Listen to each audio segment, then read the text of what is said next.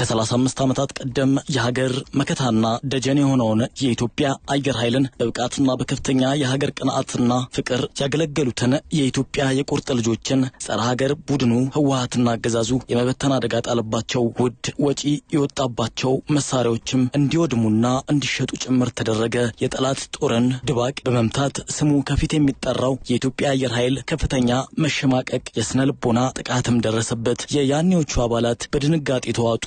እናም ተሰባሰቡና ማህበር አቋቋሙ። የጡረተኞች ማህበር ተገደው ጡረታ የወጡ የሀገር ባለውለታዎች ማስተር ቴክኒሻን ዮሐንስ አሴኔ የተቋቋመበት ምክንያት በመፈናቀላችን ነው። ስንፈናቀል ያው ብዙ አመት እንዳገለገለ አገር ውለታ እንደሰራ ወታደር ሳይሆን በቃ እንደ ወንጀለኛ ነው የተባረረ። ግፉን መለስ ብለው ያስታውሱታል። በተለይም በሰሜንና በምስራቅ በሀገር ኢትዮጵያ ጥቃት በተሰነዘረበት አቅጣጫ ሁሉ የሚያስመካው የያኔው የኢትዮጵያ አየር ኃይል ስልጣን መንበሩ በህወሓት እጅ በወደቀ ማግስት የክብር ካባውን ተገፈፈ። የሰራንበት የዛችን ወር ደሞዝ እንኳን አልወሰድንም ነበርና በ83 ዓመተ ምህረት ነውና ያኔ መንግስት ሲቀየር በቃ ተፈናቀልን ከነቤተሰቦቻችን እና ችግር ውስጥ ወደቅን። ለነገሩማ የህወሓት ቡድን ከበረሃም አንስቶ እናት ሀገሩን ከጠላት አብሮ የመውጋት የፉኝት ልምድ ያለው ባለክፉ ግብር ነበር። ኢትዮጵያዊነትን የሚጻረር ቁንጽል ቡድን አጀማመሩ ሀገራዊ የተቋም ግንባታን በመናድ ነበር ይላሉ አንጋፋው የፖለቲካ ሰው አቶ ክፍለ ማርያም ሙሉጌታ። ኦሬዲ አንድ የመከላከያ ሰራዊት እንደው መገናኛ መኮንን ጡረታ የማይወጣ ብዙ ሚስጥሮች ይይዛል፣ የሀገር ቁመናን ይይዛል። ኦሬዲ ግን ያንን የመሰለ አየር ኃይል በማባረር የነሱን ሰራዊት ለማሰልጠን ብዙ ኮሚጋ ሶስቶች በትሬኒንግ ላይ ያለ ሞጆ ገበያ ላይ መውደቁን ታውቃል አይደል? ቅርብ ጊዜ ትዝታ ነው። ነባር ጀነራሎችን፣ ነባር ኮሎኔሎችን፣ ነባር ጀት አብራሪዎችን ደብዛውን አጥፍተው የኢትዮጵያ ሉዓላዊነት እንዳይከበር አድርገው አገር አንቆጥቁጠው ያን ለመሸራረፍና ለመቆራረጥ ፉከራ ነው። የህወሓት ቡድን በታሪክ ይቅር የማይባሉ ስህተቶችን የሚደጋግም ራሱም ስህተት የሆነ የከሰረ ቡድን ነው። የሀገር ዳር ድንበር አስደፍሯል። ሀገር ቆርሶ አስረክቧል። ሀገር ኢትዮጵያን የባህር በር አሳጥቶ በየብስ የተቆለፈች እንድትሆን ፈርዶባታል። በጥቂቶች ፈላጭ ቆራጭነት ታሪካዊ ስህተቶች ተሰርተዋል። ህገ መንግስት ሳይረቅ አገር ሳይዋቀር የሽግግር መንግስት ሳይቋቋም በጫካ ውል ሁለት መሪዎች ኢትዮጵያን ገንጣይ አንደኛው አስገንጣይ ሆነው የተነሱት ታሪካዊ ህጋዊ መልክዓ ምድራዊ መብታችን በጥቂት የህወሓት ጎጠኞች የታወረ አይን ተገፏል።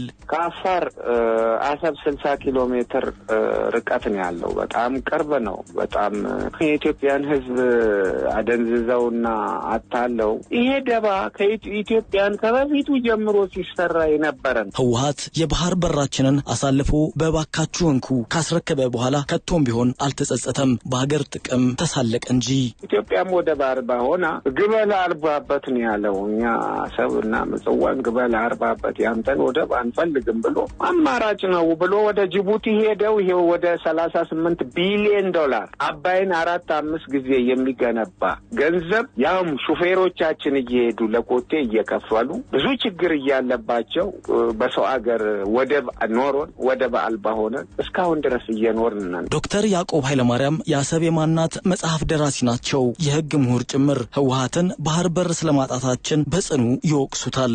እጅግ ቢያንስ ኢትዮጵያ ላለፉት 50 ዓመታት ሁለት የባህር በሮች ነበሯት። ዛሬ ኢህአዴግ ምስጋና ይግባውና በዓለም አገራችን በአንድ ነገር ብቻ አንደኛ ነች።